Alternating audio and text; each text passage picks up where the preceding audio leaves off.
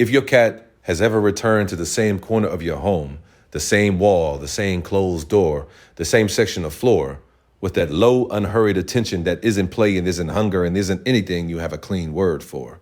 Most owners call it anxiety. Most owners are not entirely wrong. What it sometimes is something else entirely. Lauren Marsh is 42. She has worked the triage desk at a Portland emergency room for 11 years. She is practical about the body the way people who work near failing ones tend to be. Observational, unsentimental, organized. She does not catastrophize. She does not imagine problems that aren't in front of her. Shadow had been her cat for 3 years. Black domestic shorthair, 4 pounds lighter than she looked, with the specific kind of stillness that registers as dignity in a cat until it becomes something you can no longer explain that way. She met Lauren at the front door every evening. This was not trained behavior. It was simply what Shadow did. Then she led her to the kitchen with the quiet authority that cats assume when they believe they are operating from a position of necessity. February in Portland, the kind of cold that seals an apartment from the inside. The furnace in the utility closet at the end of the hallway had been running without interruption since November. Lauren had not thought about it once. There was no reason to. The first night she noticed Lauren was 12 hours off a shift and still carrying the particular exhaustion that doesn't fully leave the body. It only moves around inside it. Shadow was not at the front door. She found her in the hallway, 6 inches from the utility closet at the far end, nose pointed toward the door gap, not moving, not crying, not scratching. Facing the door with the kind of precise stillness that working animals carry when they are tracking something that hasn't resolved yet. Lauren set her bag down, watched her for a moment. Shadow did not look up. Lauren filled the food bowl. Shadow came to eat, then went directly back. She stood there in the hallway for a minute, watching her cat face a closed door at 10 o'clock at night, and decided she was too tired to make sense of it. She went to bed. Shadow did not follow in the morning. Shadow was in the hallway when Lauren left for work. At the door, already there. 3 weeks earlier, Lauren's daughter Abby had come for the weekend with a young golden retriever. Shadow had retreated to the top of the wardrobe for most of the visit and had not fully returned to herself afterward. Less contact, starting more easily, the kind of low-grade disruption that resolves on its own. Lauren is clinically trained. She assembled the evidence she had. The utility closet shares a wall with the Hendersons next door, who have 2 cats. Shadow had been tracking something along that wall for weeks. Lauren had noticed, had attributed to the neighbor cats. The dog visit had compounded it. Territorial anxiety, redirected fixation, stimulus seeking along a familiar perimeter. Lauren understood the behavior in terms she already had available. She told herself Shadow would settle. She had experience to support this.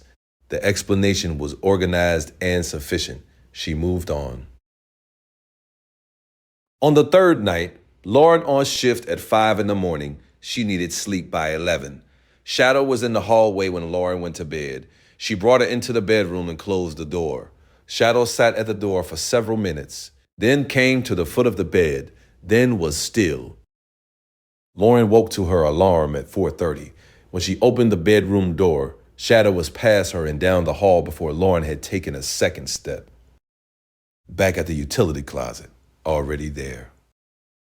What Lauren had not connected, not yet, was that she had been waking up for the past week with a dull pressure at the base of her skull. She had attributed it to the recycled air in the hospital, to the consecutive 12-hour days, to dehydration and fluorescent light. The pressure was there every morning. It was explainable. She had explanations for it. The fourth night, Lauren was home. She fell asleep on the couch around 9:30 with a textbook across her lap. She woke at 2:14. Shadow was beside her on the couch, one paw pressed flat against Lauren's forearm, not needing, no rhythm, just pressure, steady, present. Shadow stepped off the couch, moved down the hallway, stopped at the turn, looked back, waited. Lauren followed her. At the utility closet, Shadow sat down, looked at the door, looked at Lauren, looked at the door. She made no sound. She did not paw at it. She simply held the position with the patience of an animal that has been trying to communicate the same thing for 4 consecutive nights and has not yet considered changing her approach. Lauren stood there, tired, reasonable, slightly aware that she was standing in her own hallway at 2 in the morning because her cat had walked her there. And then she opened the door. The closet was warm, nothing immediately visible. Shadow moved past her, slow, deliberate, and stopped at the base of the furnace panel, pressed her nose toward the bottom seam, did not move. Lauren stood in the doorway. She was a triage nurse. She ran through possibilities. She noticed that the pressure at the base of her skull was present right now, in the middle of the night, in her own home, not shift fatigue, here too, in the same place. She called the gas company at 6:30 in the morning. A technician arrived within 90 minutes.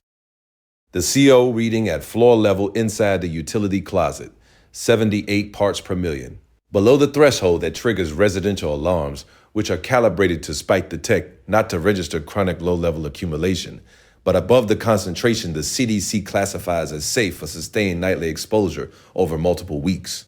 The furnace had developed a hairline fracture in the heat exchanger, not dramatic, not visible, enough to leak continuously at a rate that no single reading would catch.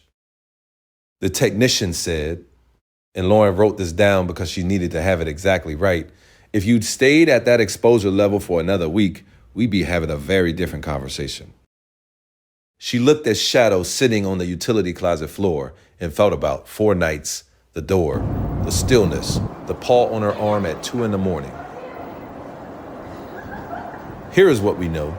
Research published in the Journal of Veterinary Behavior documents that domestic cats can detect volatile organic compounds, including trace byproducts of incomplete combustion, at concentrations several orders of magnitude below residential carbon monoxide detector thresholds.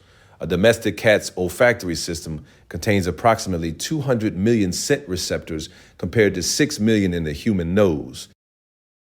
Residential carbon monoxide detectors are engineered to alarm at a dangerous spike. They are not built to detect chronic low-level accumulation, the kind that develops slowly across weeks and registers in humans as headaches, disrupted sleep, and a pressure at the base of the skull that a 12-hour shift explains well enough to delay action. The cat was not responding to residual dog scent. She was responding to combustion chemistry through a sealed door. At concentrations no sensor in the apartment was calibrated to find. The fixation was not anxiety, it was precision. It had a location, it had a direction. It held that direction for 4 nights without variation. The furnace was replaced. A carbon monoxide detector was installed at floor level in the utility closet, where the gas accumulates, rather than the kitchen ceiling where Lauren's original unit had been mounted. The headache stopped within 3 days of the repair. Shadow met Lauren at the front door the following evening, then the evening after, then every evening since. She never returned to the utility closet, not the next day, not the week after. Whatever she had been pointing at was gone and the behavior went with it. No residual, no adjustment period, no trace of the 4 nights in the hallway. She simply resumed what had been interrupted. Front door, kitchen, radiator. The routine she had always had. She had been doing one thing. When it was finished, she stopped. That was all. There is a particular kind of attention that does not announce itself. It does not look like loyalty from the outside. It looks like a cat facing a closed door in the middle of the night, going nowhere, waiting for someone to catch up to something she already knows. Some things are not performed for recognition. They are simply done and done again until they are finished. This is not unusual. Studies on feline behavioral sensitivity document that cats exhibit location-specific fixation near household chemical sources, gas, mold, slow combustion failures, before those sources are identified by any human means. If your cat has been returning to the same closed door, the same appliance, the same section of wall, with that sustained low attention that doesn't look like play and doesn't look like hunger, that behavior has a direction. Have your heating and gas appliances inspected before winter. Install your carbon monoxide detector at floor level in any room where a combustion appliance operates, not at ceiling height where gas doesn't accumulate. The cat is not fixating. The cat may be pointing at something you cannot smell. If what a black cat noticed through a furnace panel door over 4 nights in Portland surprised you, what an orange tabby in Cincinnati did for 6 consecutive nights before its owner understood any of it is harder to explain. That story is next.